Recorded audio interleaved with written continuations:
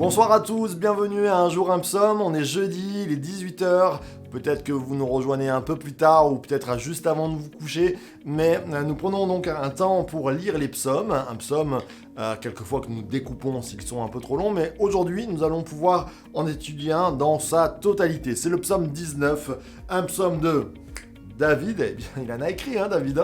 Vous vous apercevez qu'il était roi, mais aussi qu'il composait des textes qui nous sont restés depuis plus de 3000 ans. Alors, qu'est-ce qu'il nous est dit ? Psaume de David, chapitre 19, donc. Les cieux racontent la gloire de Dieu, et l'étendue céleste annonce l'œuvre de ses mains. Le jour en donne instruction au jour. La nuit en donne connaissance à la nuit. Ce n'est pas un langage, ce ne sont pas des paroles. Leur voix n'est pas entendue, leur trace apparaît sur toute la terre. Leur accent vont aux extrémités du monde, où il a placé une tente pour le soleil. Et celui-ci, semblable à un époux qui sort de la chambre, se réjouit comme un héros de parcourir sa route. Il s'élance d'une extrémité du ciel et achève sa course à l'autre extrémité. Rien ne se dérobe à sa chaleur. La loi de l'Éternel est parfaite, elle restaure l'âme. Le témoignage de l'Éternel est véridique, il rend sage le simple. Les ordres de l'Éternel sont droits et ils réjouissent le cœur. Le commandement de l'Éternel est limpide, il éclaire les yeux. La crainte de l'Éternel est pure, elle subsiste à toujours. Les ordonnances de l'Éternel sont vraies, elles sont toujours justes. Plus précieuses que l'or, même que beaucoup d'or fin. Plus douces que le miel, même que le miel qui coule des rayons. Ton serviteur aussi en est averti.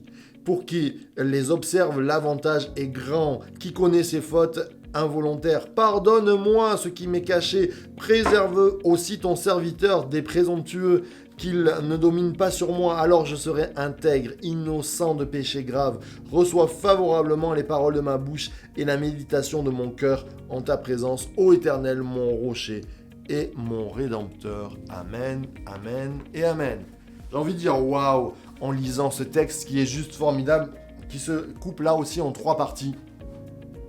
On a une première partie où Paul, et ça nous rappelle peut-être un petit peu Romains 1, où voilà, je vais parler de Paul, David, où Paul va dire ils sont inexcusables en voyant la création qui est autour de nous et qui laisse des traces.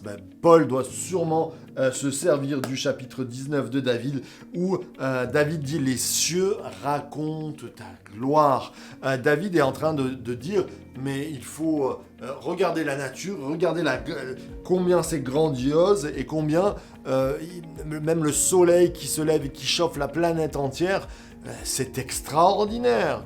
Et cela, ce n'est pas le fruit du hasard, c'est le fruit du Créateur. Et à partir de cela, de cette merveille, je crois qu'il est toujours bon, sortez un peu de vos maisons. Pas maintenant, il est 18h, vous n'avez pas le droit là, vous voyez, je sais.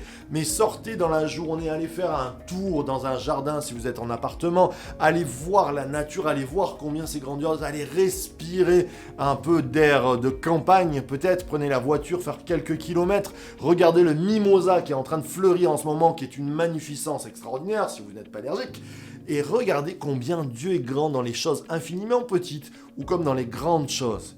Dieu est grand. Et à partir de ce constat-là, David va dire, deuxième partie, eh bien voilà, si Dieu est si grand, pourquoi sa loi ne le serait pas ? Et il va parler donc de la loi. Quand on parle de la loi, c'est le Pentateuque pour David. C'est bien sûr les ordonnances, mais c'est aussi la relation de Dieu à l'homme. Et David est en train de dire, tout est bon quand c'est toi qui le fais, mon Dieu.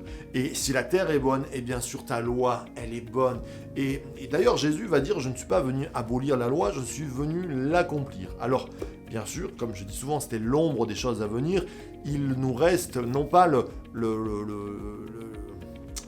la forme, mais le fond de la loi dans nos cœurs, qui se résume en tu aimeras ton prochain et tu aimeras ton Dieu. De ces deux choses dépendent toute la loi. Et je crois que dans nos cœurs, on doit serrer Dieu de tout notre cœur. C'est parfait, Dieu nous dit aime ton Dieu et aime ton prochain. Et nous devons être animés, même face à nos ennemis. Jésus va dire, je ne vous dis pas d'aimer vos amis, ça le monde le fait, je vous dis d'aimer vos ennemis. Ça picote quand même. Eh bien, si Jésus nous le demande, Et si Dieu a créé la terre et que c'est parfait, eh bien, ce qu'il nous demande, c'est parfait. Et ça sera parfait pour nos vies. Et comme le soleil est parfait et nous réchauffe, eh bien, accomplir la loi de Dieu. J'aime Dieu, je prends du temps pour sa parole, je prends du temps aussi pour aimer mon prochain et même mes ennemis. Eh bien, cela va se transformer en fruit pour ma vie, en chaleur pour ma vie. Cela va me faire avancer. Combien c'est bon. Et puis, on termine cette parole qui est formidable. David revient sur lui-même et il dit « Seigneur, qui connaît ses fautes involontaires ?» Et là, alors, c'est juste extraordinaire, puisqu'il vient comme prophétiser la venue du Christ qui vient laver les pieds des serviteurs en disant il n'y a pas besoin de tous laver, vous n'avez pas besoin de la douche là, je vous lave les pieds, mais au jour, au quotidien, on se salit les pieds, on a des fautes involontaires, quelquefois on a des pensées, et on se met devant le Saint-Esprit, et nous disons simplement, Seigneur, viens laver nos pieds pendant la marche, alors que peut-être nous avons fait des choses involontaires, mais nous voulons rester purs devant toi. Combien ce psaume, relisez-le, il est juste formidable pour notre foi, pour notre vie de foi, et puis pour comprendre que Dieu est grand, et que quand Dieu nous dit quelque chose, s'il a créé des choses bonnes, il a créé aussi une loi bonne, et que nous puissions être devant Dieu, comme des enfants, en disant oui, nous recevons cette loi. On va prier pour terminer cette journée, ce jeudi. Demain, c'est vendredi, le dernier jour de travail pour certains, alors que nous puissions être remplis d'énergie par la présence de Dieu. Merci notre Père pour ce temps, pour ta parole. Seigneur, merci pour la création qui est belle et magnifique. Merci pour ta loi qui est belle et magnifique et qui touche nos cœurs. Merci Seigneur Jésus, nous voulons nous remettre devant toi et nous voulons dire si nous t'avons oublié, si nous avons commis quelques péchés pendant la route, si notre cœur n'est pas resté droit, veuille nous pardonner, veuille nous laver. Nous voulons recevoir de toi comme les apôtres ont eu leurs pieds lavés.